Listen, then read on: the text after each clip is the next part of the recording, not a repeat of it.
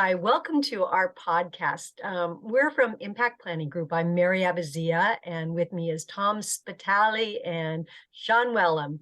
And we've been doing this a while, so we have quite a cachet of podcasts. But what we, in our hearts, love to do is look around at companies that are typically in the news, you know, the Amazons, the Teslas of the world. And we use a marketing lens to say, what are they doing right? And what are they doing wrong? And so we have picked one of our many favorite cases to explore more. Tom, do you want to open this up and introduce one of your favorite passions? Yeah, I'm going to combine golf and marketing. We're going to talk about what's going on in the world of professional golf. I recently wrote an article about this on our website. The PGA Tour North America has been historically the only game in town for men who want to compete at the top levels of professional golf in North America. And recently, it's faced a challenge from a new tour called the LIV or LIV Tour that is backed by the Saudi Arabian government and its deep pockets. And so what's been going on is the LIV Tour has been wooing some of the top stars from the PGA Tour. And it's created quite an interesting marketing dynamic between the two tours based on how, for example, the PGA Tour is acting about losing some of their best players to the LIV Tour. I mean, there's lessons about ecosystems here, you know, whether you want to operate a closed or open ecosystem that extend beyond golf. And that's why we're talking about it, right? It's like there's, you know, almost any industry we work on, B2B industry, has faced challenges. There's been a lot of open ecosystem players and closed ecosystem players. And that dynamic is interesting to talk about. We probably want to go on, you know, talk about that today. There's interesting implications for positioning and how each of these tours are positioning each other and positioning themselves and the mistakes and the good things that they're doing. We can talk about that. We also, there's like huge implications for a technique that we call wargaming that we absolutely love when you're launching a new product, but also when you're an incumbent number one, like the PGA Tour is. Wargaming can help you respond appropriately to new challengers. And so that's the whole range of topics. And let's just kick this off. We see if we can cover it all in one podcast or if we need more than one, but there's a lot to talk about. I'll start us off, Tom, by some clarification. As you know, I don't play golf. Not massively interested in golf. In fact, the only two times I've played golf, I've been with you. Once was in Ho Chi Minh City in Vietnam, and the other one was in Tucson, Arizona. That's the only two places I've ever played golf. So just for background, the PGA is the current governing body for professional golf, particularly in the US and pretty much globally, correct? Well, in North America, I mean, you've got over on your side of the pond, Sean, you have the European Tour, and there's an Asian Tour. So the PGA Tour is, it really is considered the top level tour where you go if you truly want to compete against the best in the world. But the European Tour in its own right is significant. And then the Asian Tour is kind of trying to, it's probably more like a minor league status, but trying to, and then you need to be a recognized player within the PGA to play in their tournaments, I assume. You need to be registered and you have to achieve some level of excellence to get there. You get a card. You get a tour card. You got to get your card, is what it's called. But they're prevented by having that tour card. They're exclusive. So they can't go and join LIV and say, oh, that's a nice tournament in May. I'll do that on the LIV Tour. They're excluded. Is that part of the, when you said closed system, is that how it works? It's what the PGA Tour has decided as a strategy. Okay. I mean, there was really the PGA Tour's previous requirement was simply that you played in 15 PGA Tour events. And there are a lot of guys that have dual membership on the European Tour and the PGA Tour. They play in both places, and the PGA Tour has historically allowed that to happen. If you want to play on the PGA Tour, just get into 15 tournaments over the course of the year. However, with the LIV Tour, they have really taken as a strategy, they've kind of closed down their requirements. And for the guys that have jumped to the LIV Tour, they have suspended them and said you can't play on the PGA The Tour. PGA has suspended them. They have But what is, suspended how did them. they get into LIV? Is there a criteria for LIV? LIV is open. LIV is so the PGA Tour is the closed ecosystem, right? Like Apple, you got to use all of our products, right? Is kind of how Apple says you need to work with them. And then all the other PCs, you have open ecosystems where you can use all kinds of component parts, et cetera, et cetera. And the LIV Tour has no requirements. They just simply bring wheelbarrows full of money to the top players in the world. And a lot of them have taken it because it's a significant amount of money, which also creates a moral dilemma, right? Because the Saudi Arabian government doesn't have the greatest reputation in the world. And so, there's some painting with a brush that has been done for the players that have jumped that said you're immoral for taking the money from human rights violators in the Saudi. So is it like the I'm thinking back to a business scenario. If somebody comes in and just offers great products at really cheap money, they're throwing cash at the market to steal market share. It sounds like that's the sort of LIV approach. Are they offering any other innovations in how they run tours? Are they trying to make it different? Because I'm thinking back in the day in cricket, a sport that I understand and not many people listening to this will, there was some innovation there with an Australian called Kerry Packer, created a rival series to the traditional test match series. And it coexisted for a few years. And while eventually it failed and test cricket, which is the standard organization for international cricket, prevailed, he left behind a lot of innovations, what they call white ball cricket played under floodlights. Very short format, 20 over cricket, making it more of a spectacle. Because as you know, cricket can last a few days and still end up in a draw. So is there any innovation? Are they bringing anything other than money? Yeah, they are. Their tagline is golf, but louder. And so it's a positioning that is taking aim at the PGA Tour because, first of all, golf is seen as this gentleman's sport on the PGA Tour where you got to be quiet.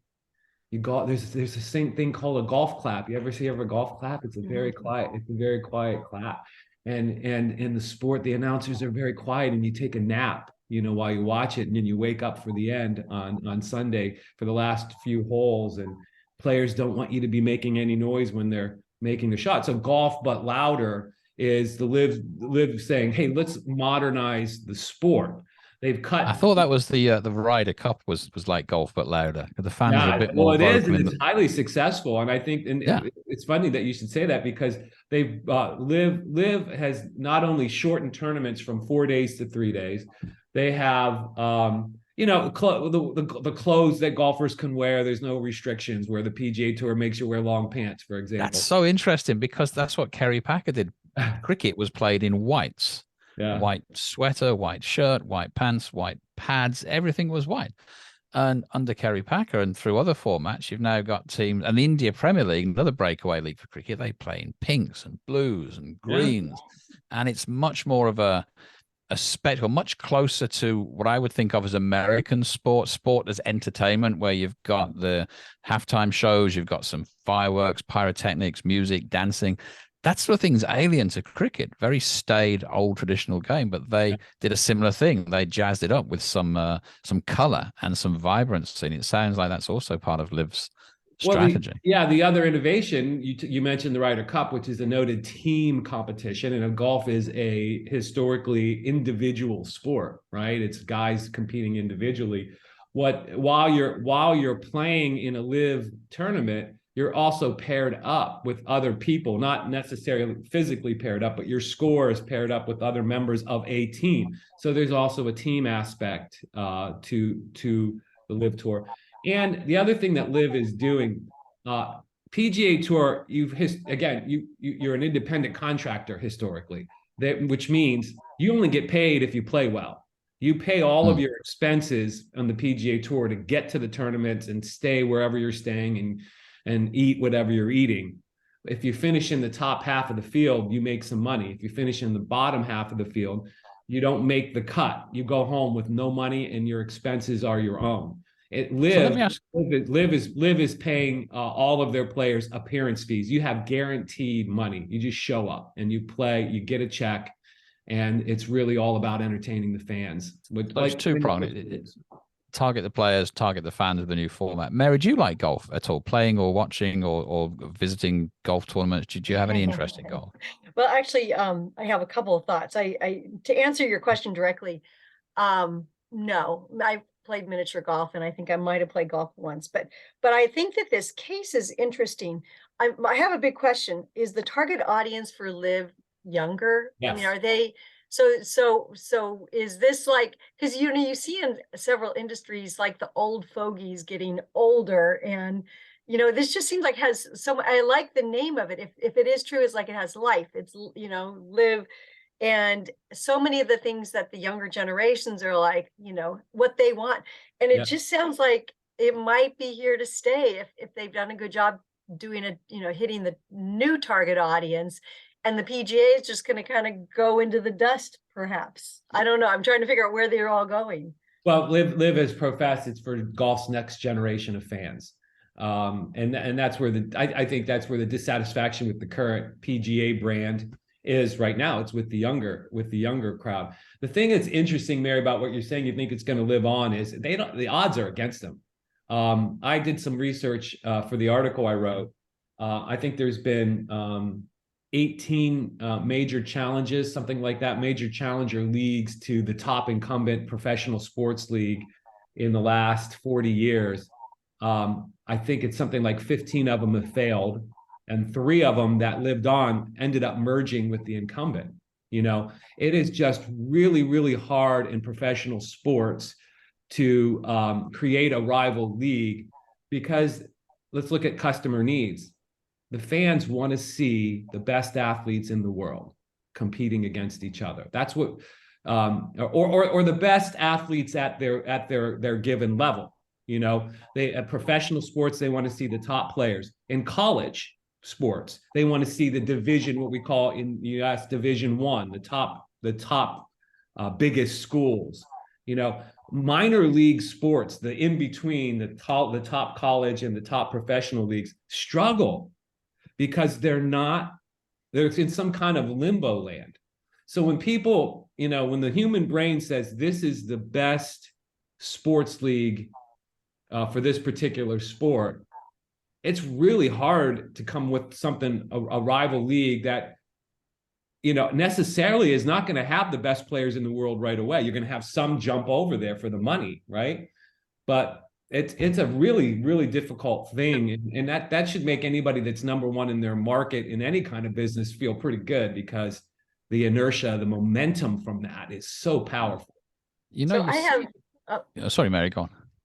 I was going to answer your question in a different way too, Sean, because you asked me if I did golf, and then I asked my first question. My second question or point is that I think pickleball is kind of like an ideal situation to the world of tennis, because tennis and paddle, they're very established.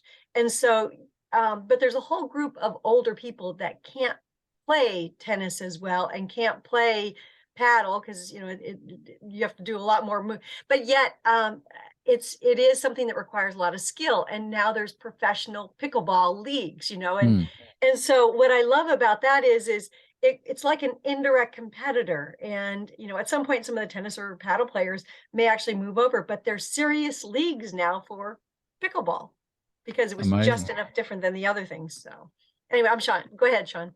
What I was thinking about with what Tom was talking about, the motivation for LIV to come into existence, it strikes me that if it's purely money, greed, the wishing to take something over, even if you're throwing money at it with a view to monetizing it later, then those seem to fail more often. If you have the governing body somewhat involved, I'm thinking of the English Premier League. It's one of the most successful sports leagues in the world, and it came into being in 1992 as a breakaway from there was a 4-division structure in the football league. So you had like the major Division 1, and then the rest were sort of minor leagues.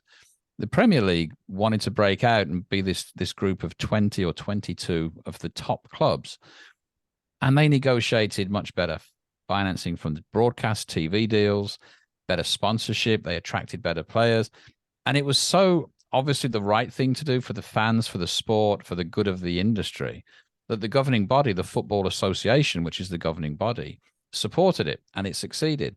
Similarly with the Indian Premier League, which is in cricket, they worked hard at getting the Board of Control of Cricket of India, or I think that's what it is, BCCI, the governing body in India, and got them on board. And the other people sort of made way and said, okay, so now April, May, it's all India Premier League. The top players in the world go play in that league and then come back to their domestic league. But they had support of the infrastructure and, most importantly, the fans. So what I'm getting at here is 2 things. One is influencer maps. We know they're a powerful tool, but when you're coming into a new market, you've got to think in terms of influence. Yeah, you've got the players. They'll want to earn more money for their effort and their reward for their skills.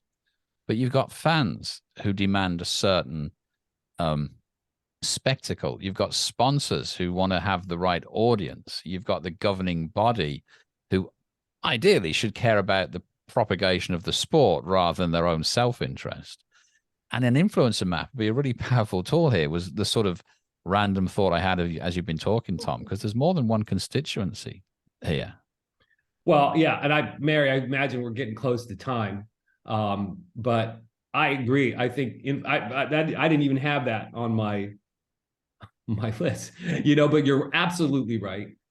I think that we could probably talk a lot more about this, because I wanted to get into the closed open ecosystem thing. I wanted to get into positioning. I wanted to get into wargaming. There's just so much that I think. Let's make this a 2-parter, because you've got the parallels with the English Premier League. You've also got, you may not be aware, there was an attempted breakaway league last year or 2 years ago where the top clubs in Europe tried to create yet another top tier, and that failed because the fans. And there's a lot of stuff to unpack here in terms of it really is down to how do you innovate and compete, and how do you ensure success when you're trying to change an established market or model. I think we have part 2 next time we talk. Yeah, I think my final point for this part is what you just said, Sean, what we all passionately believe. It comes down to the customer, okay, the fans. And if ultimately you're able to convince the fans that your league is for some reason better than what's existing, but I think when it comes to professional sport or any products, if you can convince the fan that it's the best product on the market, that's the key. The Premier League became the best product on the market. Right now, LIV is not. PGA Tour still is. And, it remains to be seen if LIV is going to be able to steal enough players that it can be thought of as the best league in the world. But it all comes down to customers. Ultimately. Yeah, maybe the PGA have to adapt their offer and steal some of LIV's thunder by having tournaments that are similar. Thinking of that whole more exciting. It seems like it seems like that's what has to happen. LIV has to impact in some way, because they're showing the gaps, and LIV has done a good job differentiating, as Tom's saying, in the customer's mind, and customer being, players, all these different groups. Mostly done a good job. Let's talk next time about their CEO and the big mistake he made. Okay, that's good. Really a great instructive teaser for episode 2. Yeah. I know. Stay we can tuned. hardly wait to record it and you guys to hear it. So we hope you took something away and a new perspective on how you might look at the world. So thank you for joining us. Thank you.